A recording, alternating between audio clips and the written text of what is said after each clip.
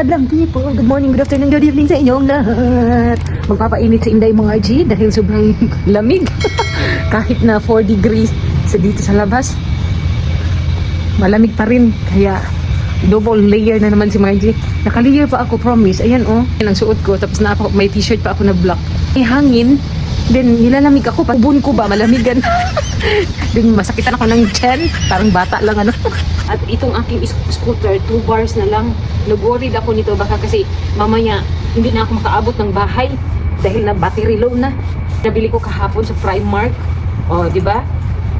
Nag-double pa ako ng leggings. Ayan. Oh. Saan ka pa? Mga roof ko ito sa inyo na nilalamig talaga ako. Para sa akin yung 10 degrees pababa, malamig pa yan. Kung 10 degrees pataas yun, okay pa. So yung manipis ng jacket na susuotin ko kanina, kaya lang paglabas ko, sabi ko, Diyos ko, nanginginig pati ang aking tuhod, parang hindi na ako makahakbang. Over. Nagbilad din ako dito sa araw para naman hindi masyadong malamig. Yung kamay ko nga, namumula. Dahil wala pala akong gloves. Minsan nga tinitignan ako ng mga tao dito dahil nga naka-gloves pa ako habang nag-scooter. O pakialam ninyo, sobrang lamig. Kung bigyan sana nila ako ng blanket, okay pa. Ganyan talaga kapag born in Philippines. Weather naman kasi natin doon, tropical. Pagdating dito, 4 na season, parang na-shock yung katawang lupa ko ba. Spring, autumn, ayan, winter, yan. Hindi ko talaga makaya ang lamig. Summer pa naman dito, Diyos ko, 3 months lang alanganin eh. Ang aga ko pala dito sa train station. Asa na mga pasahero dito? Wala pa sila.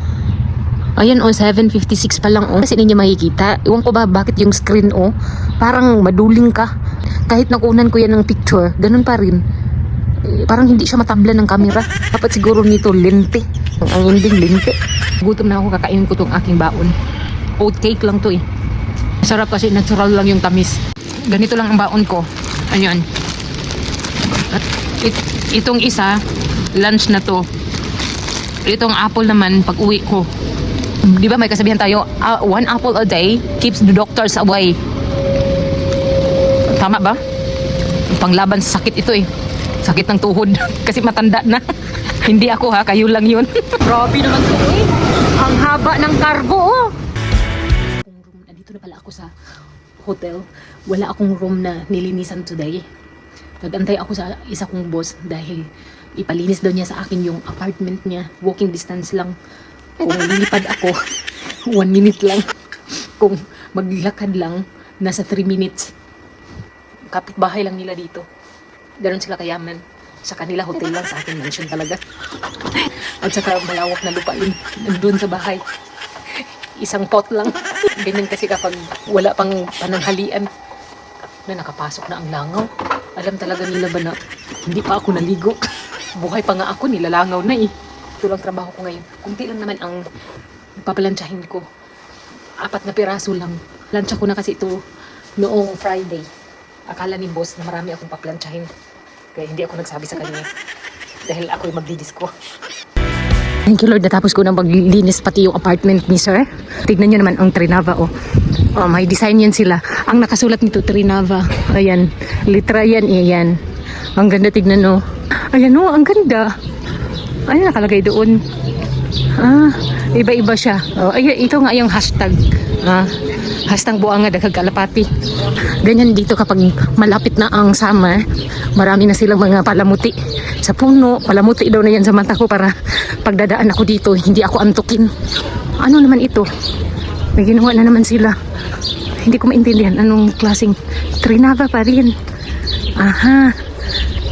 Bakit puro ganun? Ayun pa sa kabila. Ay kasi nga iba't iba ang drawing. Ayun diba? Ang ganda kaya hindi ka maboard dito kung maglakad ka.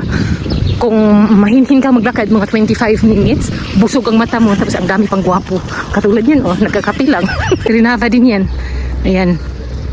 Ayan nga, iba't ibang painting. Wala, bakit nandiyan yung mukha ko? Charis, kaso lang may sungay eh. Wala na. Going to train station pala ako. Ginamit ko na lang yung aking scooter para mas mabilis. Yun pala, tamang-tama lang maglakad ako.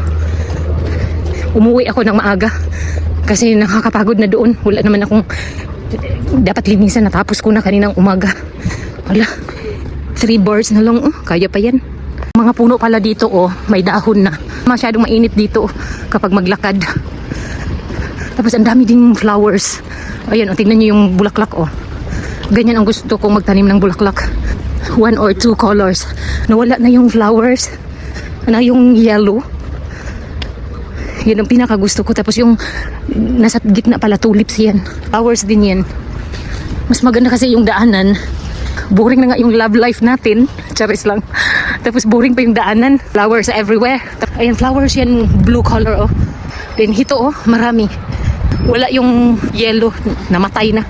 Tirik ng araw. Kahit maaraw, naka-jacket pa rin kami. Ay, sila lang. Ako wala na. Siga to Siga ang mata. Yung train ko. 3:15. Number 3 daw. Ito ang pinakagusto ko kapag nandito yung train sa number 3 or number 4. Dahil hindi ko na i-fold itong aking scooter. Diretso na lang ba? Nakakatamad kasi. Ayan ang train. Ako na lang inantayan yan. Alam niyo kung bakit? Kasi ako yung magdadrive. Charis lang. Hindi mahaba ang train ngayon. Alam kasi nila na maaga ako today. Minsan kasi yung train, ganito lang kahaba. 1, 2, 3, 4, 5 doors lang. Minsan kasi umaabot to ng 6. Parang pinagdugtong nila ang isang ganito, tapos may another train. So doon ako sa pinakadulo para pagbaba ko, diretso exit na sa Bahon. Mag-ride na ako ng scooter, so hindi na hassle, hindi siya mahaba. At least naman, hindi nakakapagod maglakad. Nandito na ako sa loob ng train. Ay, nakakapagod. Thank you, Lord. Wala pa mong pasahero dito banda. Pero doon sa kabila, meron matanda at saka bike and scooter ang dito. Tumakbo ako kanina, akala ko kasi may iwan ako ng train. Ayaw ko nang mag 4:15 kasi nakakapagod na. Then excited kasi ako magluto ng tulingan mamaya. Ganyan ako maglagay ng scooter kapag nandito na sa train para hindi disturbo sa ibang pasahero. Sinuksok ko sa ilalim ng upuan. Kasi nandito na yung... andito na pala ako sa bahay, tapos nandito na din ang aking mga palangging gunggong. Bless! You forgot bless. Sila bless! Bless na. Ang kuya. Kuya Alex ka. Oh my God! Ahoy chow dito si Tasbi. Pangalawang bless na. Minecraft yan Nag-print out na naman yung daddy nila. Ay nako, puno na tayo ng basurahan nito. Kaya magluto na ako ng isda. Ganyan ang routine nila every day. Galing school, kakain yan sila ng snacks. Mamaya pa yung dinner nila. 4:20 in the afternoon dito sa Slovakia. Yung chocolate na yan, binuksan lang nila. Hindi uubusin yan. Vladimir ang kakain yan. Don't see it. I don't know why that rebound. Yeah. First time nila makakita ng ganitong isda. Ew! We have this Philip a lot in General Santos City. Ew! Why No? disgusting, sir? Nag-request na si Kuya Alex, kailangan daw may soya sauce. And that's the flying fish. Mimi, si Mami lang may wings. Ano? Amoy lata na ewan. Mommy, that's tuna. That's Ano, makaril? Hindi naman lumabas yung mga laman loob, so okay pa to. Ayun nga lang, malambot na okay na to. Uy, Diyos ko, ano pa bang hinahanap mo, Margie? a real fish. Sabi ni Kuya Alex, hindi daw totoong isda ito. No, totoo yan. Potsem. Mabaho daw. Malansa. Na-ignorant ni si Philip at Alex. in his body? Bityan. This boy.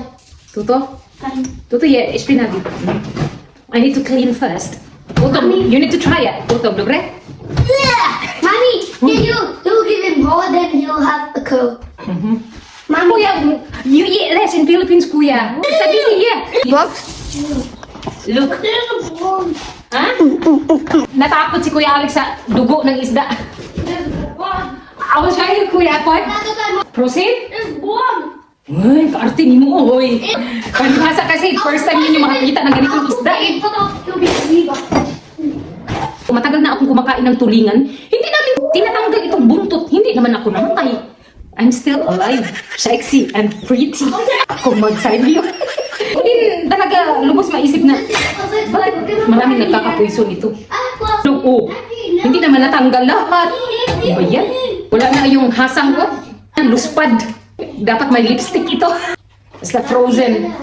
Paksiw lang ang tirada ko nito kasi Na-miss ko yung mga paksiw eh. Nakita ko ganun, tanggal nila ng buntot. Hindi naman natanggal lahat. Ano ba yan? Kita ko sa YouTube eh. Madali lang ang pagtanggal nila. Bakit hindi ako marunong? Laking Jensen pa naman ako. Ito daw pala, wala naman kasi ganito dati. Uy, bakit kailangan pang tanggalin itong buntot? No? Sabay na lang din ako. Kasi mahirap na. Nakuha ko na. Ganun lang pala yun. Ano palang meron dito sa buntot? No? Kinakain na namin dati ito eh.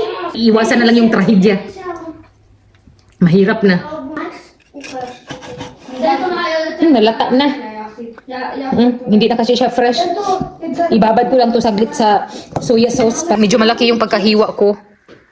Dahil hindi pwede yung liitan ito eh. Madurog na to. Sana hindi to makati. Kasi may mga frozen pa naman na pagluto mo, makati na.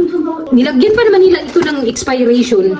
Next year, 27 January 2027. Parang may dumidikit siya na oh. Kaya ito malansa. Huwag na ma-artimard. Ang mga ulo lang ata ang ipaksiw ko. Tapos yung ito, iprito ko ito. Tapos gawin kong parang scabeche or ewan ko kung paano ko tulutuin. Ito na yung aking prito. And then yung paksiw ko. Nilagyan ko yan ng rosemary. Kasi ang amoy niya sobrang malansa. Ewan ko lang mamaya kung ano ng result nito. Gawin ko itong fish steak. Ito na po ang aking tulingan. Walang mga sauce yan kasi ang pangit ng amoy ng isda. Tapos ito yung paksiw ko. Wala din siyang sauce. Pinahubsan. Para mawala yung lansa. Then yung ginamos na binili ko kay Ging. Then salad ang aking partner. No rice, no potato. Let's eat! Yung kanina pa ako nito ba? Habang nagluluto. Tumutulo na laway ko.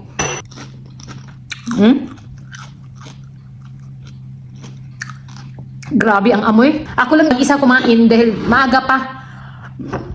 Philip Alex, Vladimir nasa labas.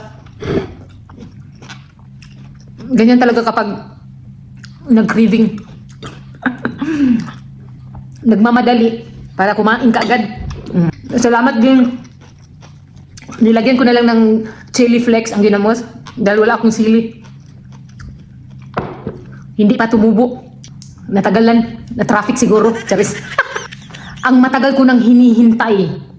Sa wakas, nakain ko na rin ang tulingan. Medyo nadismaya ako. Dahil ang amoy niya, ang lasa, nag-iba na. Ikaw pa naman na frozen. Ewan ko kung kakain ng mga bata nito. Sabi pa naman ni Philip at Alex kanina, mabaho daw. Mapa, hindi na ako uuwi ng Jensen. Nagkakain na ako ng isda eh. Wala nang nguya. Diretso lunok na. Ay, thank you Lord. Sa wakas, nakain ko na talaga. Pero, hindi ako satisfied sa amoy. Hindi na ako bibili noon. Sobrang tapang ng amoy. Mas matapang pa sa amoy ng kilikili ko. Wala namang amoy yung aking kilikili. Hindi naman ako amoy putok. Amoy baby. Natural yung amoy ng kilikili ko. Yung amoy pawis. Kalahi namin yun na hindi kami naglalagay ng deodorant. Yung eldest sister ko din, ganun siya. Hindi din siya naglalagay. Except lang doon sa pinakabata kong kapatid na babae na kasunod sa akin. Siya gumagamit ng deodorant dahil yung kilikili niya, bata pa siya no, naglagay na siya ng tawas na sira. Nagmana kami kay mama. Ganun siya. Oh, thank you Lord. Less gastos. Nakafocus na lang ako sa aking 1 hectare na mukha, pati ilong. Kahit anong lagay ng skincare, hindi naman talaga makinis at hindi gumanda. Pati buhok ko, parang pugaran ng manok. Ay, hindi ako pinagpala. Walang beauty, walang brain. Kasi nga, na-drain na. Sabis lang. Ito daw ang epekto ng tulingan.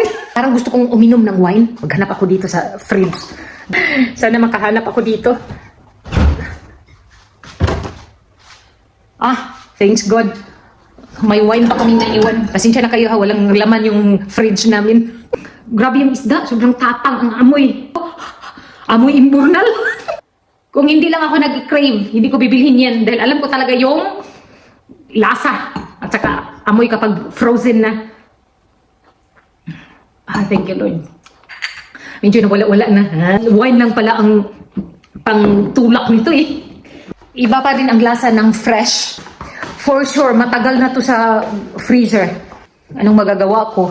Wala namang dagat dito sa Slovakia. For sure, galing pa yun ng Croatia. Good luck sa mga bata. Kung kakain ba nito? Maarte pa naman yun sila. Hindi nga kumakain ng salmon eh. Ito pa bang tulingan? Tingnan nyo ang tulingan. Si Vladimir na ang kumain nito. Mga bata, ayaw nila. Sabi pa ni Vladimir, masarap daw. Namiss kasi niya to eh. 6 piraso ang naiwan. 4 na lang. Kinain niya kanina. Namiss din niya ang isda eh. Tapos itong paksiw, sabi ko sa kanya, tikman mo to kasi kaya lang mga buto. Hindi na amoy lata. Amoy isda na. Ito masarap ang lasa. Sad to say. Hindi talaga tinikman ni Philip at Alex to. Kung may maiwan pa nito bukas, ipatikim ko sa kanila. Kumain lang kasi sila kanina ng bread eh.